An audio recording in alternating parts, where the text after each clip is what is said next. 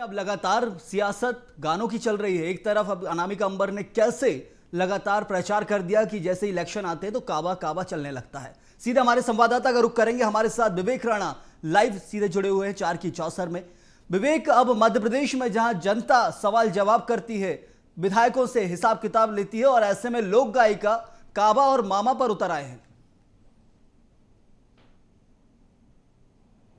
बिल्कुल ऐसा यहाँ मध्य प्रदेश में चुनावी दंगल के कुछ महीने बचे हुए हैं। लगातार विधानसभा चुनाव की तैयारी को लेकर दोनों राजनीतिक पार्टी काम कर रही, मगर जिस प्रकार से मध्य प्रदेश की सियासत पर अब जो लोक गीतों का जो सिलसिला है वो देखने को मिल रहा है। क्योंकि नेहा राठौर की यदि बात करें तो काबा वर्सेस अब मामा का जो गाना है वो सामने आ रहा है। क्योंकि बात की जाए नेहा राठौर की तो नेहा राठौर का जो काबा गाना आया था मध्य प्रदेश में, और जिसके बाद नेहा राठौर के खिलाफ भारतीय जनता पार्टी ने विरोध किया था। और कई ऐसे जिले हैं जहां पर नेहा राठौर के खिलाफ मामला भी दर्ज किया गया। वहीं बात की जाए मामा गाने की, लोक गायिका है अनामिका अंबर, जिनका मामा गाना आया जहां पर शिवराज सरकार की उपलब्धियों के बारे में बताया गया है, जिसको लेकर कहीं ना कहीं भारतीय जनता पार्टी आम जनता तक ये गाना पहुंचाने की कोशिश कर रही। वहीं काबा का जो सॉन्ग है उसको लेकर कहीं ना कहीं कांग्रेस पार्टी के तमाम बड़े दिग्गज नेताओं ने रीट्वीट भी किया था इस गाने को। अब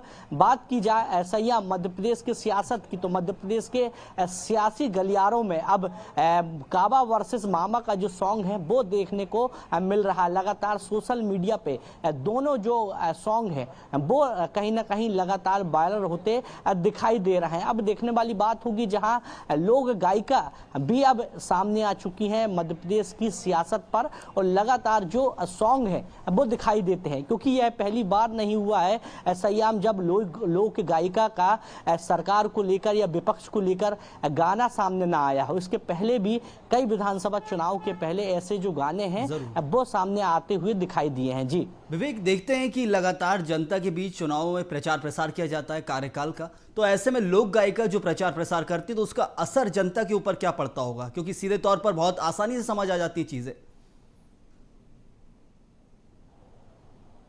बिल्कुल सही हम लोक गायिका की यदि बात करें तो हर विधानसभा में देखने को मिलता है कि विधानसभा चुनाव या लोकसभा चुनाव के पहले जो संगीत है, जो गाने हैं वो लगातार सोशल मीडिया पर देखने को मिलते हैं। और अब सियासत पर जिस प्रकार से काबा वर्सेस मामा का जो सॉन्ग आया है वो आम जनता तक कितना पहुंचता है और आम जनता पर अपनी कितनी छाप छोड़ता है। क्योंकि काबा की गाने की बात की जाए, नेहा राठौर की गाने की बात करें तो नेहा राठौर के गाने में जिस प्रकार से प्रदेश सरकार के ऊपर तमाम आरोप लगाते हुए दिखाई दिए, जिसके चलते कांग्रेस के कई जनप्रतिनिधि की बात करें और कई बड़े नेताओं की बात करें तो उनने इस गाने का समर्थन किया है। वहीं बात की जाए मामा सॉन्ग की तो जिस प्रकार से अनामिका अंबर का मामा सॉन्ग आया जिसमें प्रदेश सरकार की उपलब्धियों के बारे में बताया गया है सॉन्ग के माध्यम से, और कहीं ना कहीं जो अनामिका अंबर है उन्होंने प्रदेश सरकार की तारीफ की है। अब देखने वाली बात है कि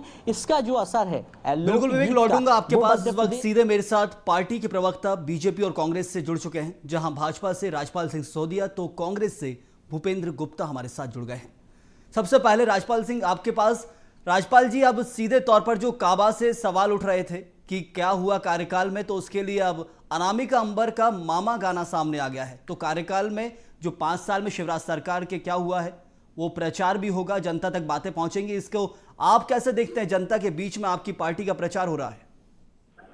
देखिए, भारतीय जनता पार्टी ने काम किया है।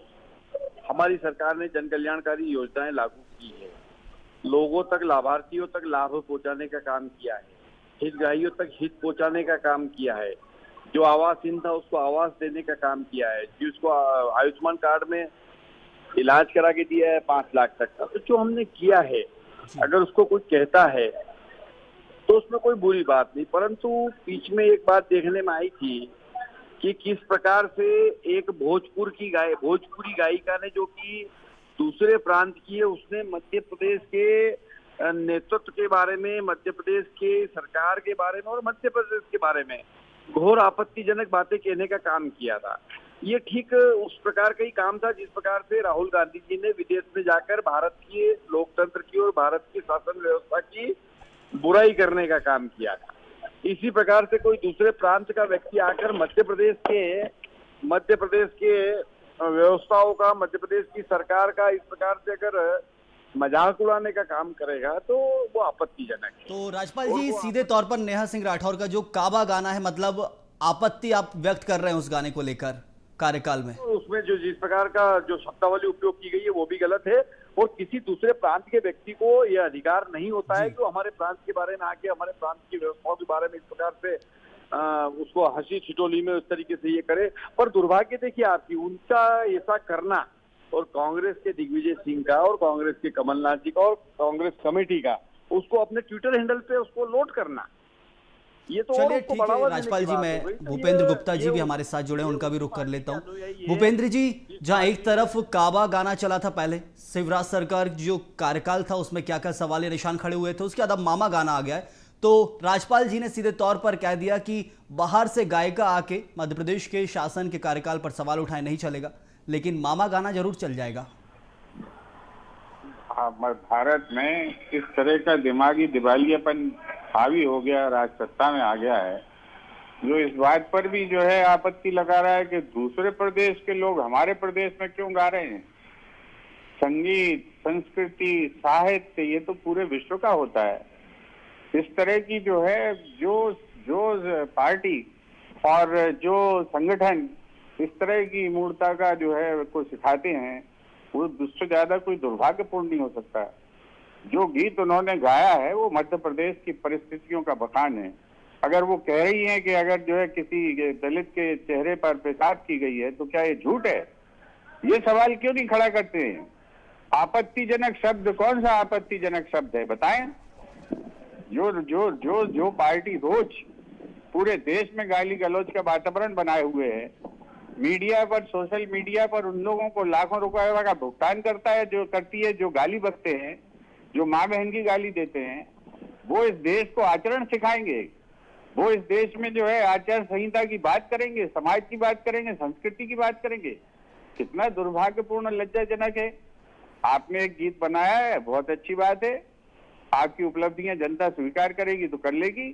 तो भूपेंद्र जी, आपको जो मामा गाना है उससे तो आपत्ति नहीं है, बीजेपी को काबा से आपत्ति है, तो आपको जो मामा गाना है उससे तो आपत्ति नहीं है ना? होगा जी भूपेंद्र जी, जो गाना आया है मामा, क्योंकि काबा को लेकर बीजेपी खड़े कर रही है सवाल, तो मामा जो गाना आया उसमें प्रचार प्रसार हुआ, तो उससे तो आपको कोई आपत्ति नहीं है?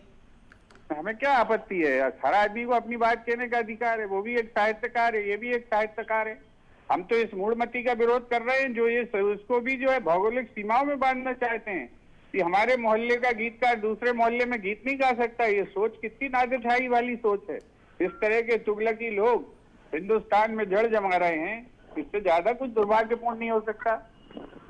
ठीक है, राजपाल जी से जवाब ले लेते हैं। राजपाल जी, सीधे तौर पर मामा गाने से कांग्रेस को आपत्ति नहीं है, लेकिन काबा को गाने जैसे ही गाया जाता है तो आप सवाल खड़े कर रहे हैं। दोनों अनामिका अंबर हो या नेहा सिंह राठौर, दोनों उत्तर प्रदेश से ताल्लुक रखती हैं, फिर एक तरफ बड़ाई कर दी यूपी की गायिका ने और एक तरफ बुराई कर दी यूपी की गायिका ने, तो फिर सवाल क्यों? नेगेटिव जो चीजें होती है उस नेगेटिव को हम विरोध करते हैं, एक बात। और नेगेटिव क्या, बिना सिर पैर के कुछ भी बात बोलेंगे। आप जो है शिवराज सिंह चौहान जी की तुलना कंस से करेंगे, शकुनी से करेंगे, और मध्य प्रदेश के मुख्यमंत्री की तुलना कंस और शकुनी से होगी, और कांग्रेस को तो खुशी मिलेगी, पर मध्य प्रदेश की जनता इस बात से नाराज होगी। वो 8 करोड़ जनता जो मध्य प्रदेश के मुख्यमंत्री के रूप में शिवराज सिंह चौहान जी को अपना गौरव मानती है, अपने हृदय में मानती है, उसको कष्ट होगा। तो अगर ये कष्ट देने का काम कर रहे हैं, ये अगर कष्ट देने का काम कर रहे हैं तो इनको कष्ट आएगा। और उसको अगर ये अपने ट्विटर हैंडल पे डाल रहे हैं तो जवाब तो इनको देना पड़ेगा जनता को, हमको थोड़ी देना जवाब तो इनको देना। चलिए, मैं आपको यहीं रोकूंगा। अभी हाल पहले दर्शकों को सीधे एक बार और काबा और मामा गाना सुना देते हैं, उन्हें तारुफ करा देते हैं 4 की चौसर में कि आखिर कैसे एक तरफ काबा गाना आया, उसमें कहा गया कि क्या काबा मतलब सरकार के कार्यकाल में क्या हुआ है, तो वहीं मामा गाना आ गया जहां शिवराज सिंह चौहान जहां मामा के नाम से प्रचलित है मध्य प्रदेश में, तो मामा की जो नीतियां हैं, मामा के कार्यकाल में जो काम हुए हैं उसका प्रचार प्रसार होने लगा। काबा में सवाल खड़े हुए थे, कार्यकाल के अंदर जो काम हो रहे थे उनके ऊपर सवाल खड़े हुए, जो काम नहीं हुए उनके ऊपर सवाल खड़े हुए, तो मामा गाना आ गया। तो बीजेपी ने जहां काबा को आपत्तिजनक बताया है तो कांग्रेस को मामा से कोई आपत्ति नहीं है। मतलब सवाल सीधे तौर पर यही है कि आखिर काबा पे आपत्ति क्यों है, यदि कार्यकाल के अंदर कई सारे सवाल भी खड़े होते हैं, कुछ अच्छा होता है तो कुछ बुरा होता है। तो काबा और मामा के जो गाने हैं इनमें आपको सुनाते हैं। के भरमार बा एगो दूगो नाही भैया सैकड़ों हजार बा काबा एमपी में काबा अरे भाजपा के नेतवा त झाड़त रुआब बा भाजपा के नेतवा त झाड़त रुआब बा आदिवासी के कपार पे करत पेशाब बा काबा एमपी में काबा के